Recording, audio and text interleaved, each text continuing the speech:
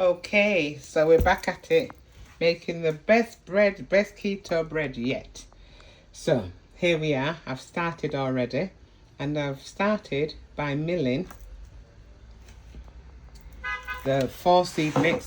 You'll see if you go to my shorts, you'll see how to mill your own flour from seeds. You'll see a video mix there. If you see a video there, and that will show you how to do that. So this is 1 cup of 4-seed mix.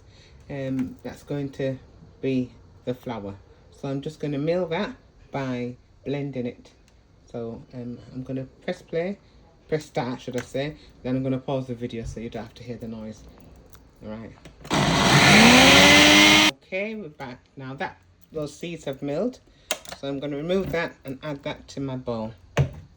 So that's added to my bowl, and now I'm going to add 1 cup of almond flour, showing off now because I've got it sorted out.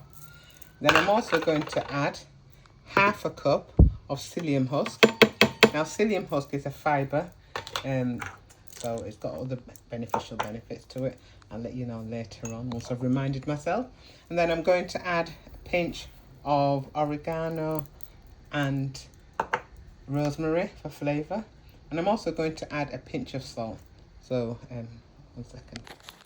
So the salt I'm using is fine Himalayan salt, black salt, and I'm going to just add that. It's quite a bit because actually I think it tastes better.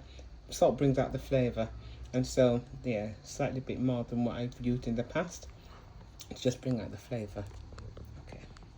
Then I'm going to add 2 teaspoons of baking powder, or 2.5 actually. 1. Okay, a bit more. For a bit of rise. There you go. And then I'm going to add that. I'm going to put that to mix. So, put my lid on and put that to mix. They're the dry ingredients. Okay. So, once it's mixing, I'm going to put it on pause and get the other ingredients ready. So,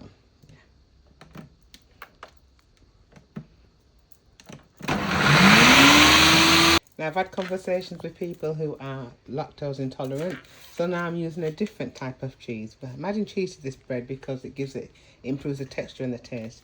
So now I'm using goat's cheese instead of parmesan and feta cheese. So I'm going to chop that up, and I think I'm going to use, let me see. I'm going to use half a block. First time I'm doing it, so I'm going to use half a block of goat's cheese and see how that goes. So I'm going to chop that up into small chunks. I might use more actually. Oh, it's nice and soft. Haven't worked with goat cheese before. Haven't worked with goat cheese before. Let me get it out. So I'm going to add a slight more. It's going to be a bit tangy, I think.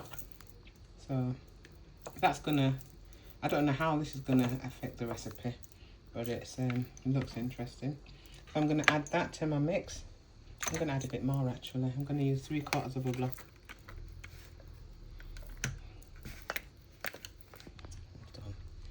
Excuse me, I have to put the phone down. So that was a 125 gram block. So I've used about 100 grams of it, estimate.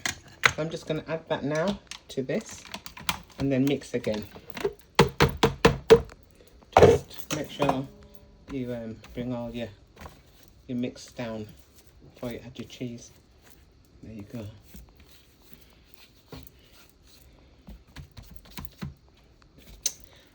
Right. They're getting better, these vids. They're not perfect, but they're still getting better. Right, I'm going to add my cheese now. Right, goat cheese has been added. I'm going to put that on and give it a nice mix. Mix me down, operator, mix me down. Hold on.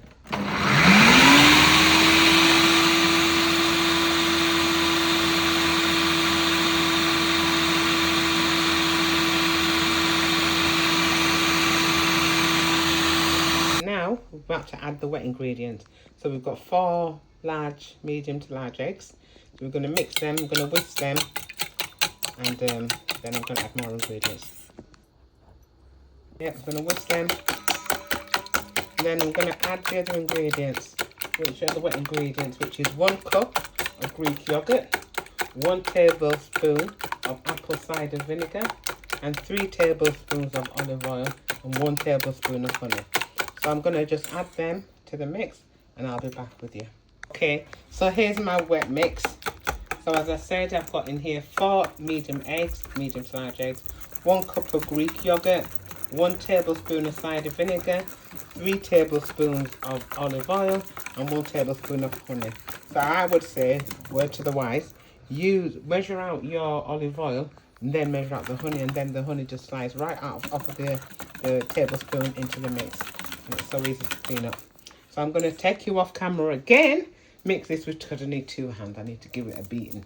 So I'm going to mix this and then I'll come back when I'm going to add it to the dry mix. Right. It's now mixed into a lovely smooth emulsion. Got nice air bubbles there that will help with the lift. And I'm baking it. Turn the oven on. Turn your oven on to a medium heat. About 5. I've got a gas oven. So mine's about 5. There we go.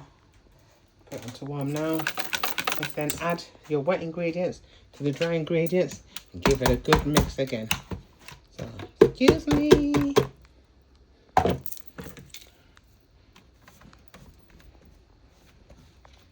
So, once again, pat that down. Look at the crumb. Nice, I won't taste it. And even though I said it's for people that are lactose intolerant by having the goat's cheese, I'm still using Greek yogurt because I think it's got a different fermentation process or whatever it is. It's different, better. It still works. So anyway, I'm just going to, I need 2 hands again. Sorry, people. Right, so that's it now. Liquid's been added to the dry mix. Lid on. And as Michael Jackson says, beat it. Or mix it.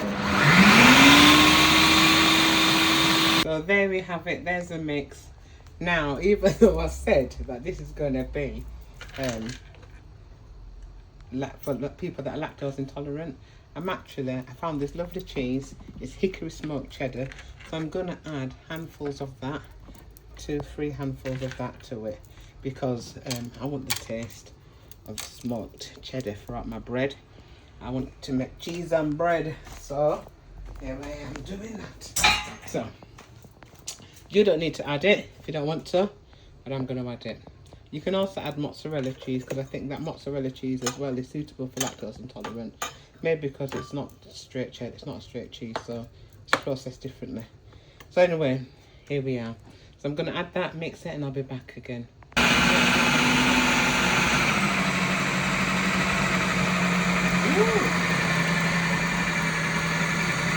A bit more from a mixer. So line and grease. You can line it better than I've lined it, but to be honest, it works fine. It's fine. I've just wet the bottom of the tin. I need 2 hands. I've just wet the bottom of the tin because it helps the paper stick to the tin and it's easier to grease. But you still need 2 hands, so excuse me. So this is the mix. You can see the blocks of cheese in it. They'll melt when it's baking. But actually, as you can see, it's really quite tough, this batter. And it's supposed to be like but it's not a batter, is it? It's like a dough. But it's actually supposed to look like a batter. So I'm going to add some liquid to this because it's going to come out too dense, I think. The liquid I'm going to use, I'm going to add another, well, half a cup of yogurt to just give it a bit more, make it a bit more of a battery texture rather than a dough.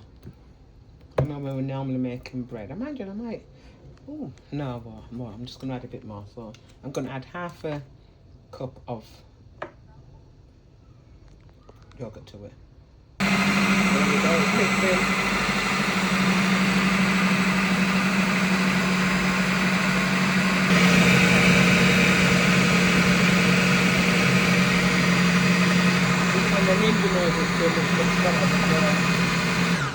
Right, I'm going to do the rest by hand. It hasn't really mixed it in. It's a bit tough, and I think it's because the psyllium husk absorbs all the moisture. So I think it's absorbed all the moisture. So I'm going to have to do the rest the old-fashioned way with my hand. So, all right, going off camera again. Right, so here we are. So for my sister Angela, this is it. You've got to the end of there's a complete video in place for you now, my dear. So as you can see, it's very rugged. So I'm going to add that to the oven, put it in the oven, should I say, and I'm going to come back to you when it's baked. Hopefully it'll turn out fine. It's a bit dense, so, you know, yeah, let's see how it goes. I'll come back to you when it's baked, yeah, so it won't be on this recording. There'll be another video or photographs on my channel. All right then, thank you now, bye.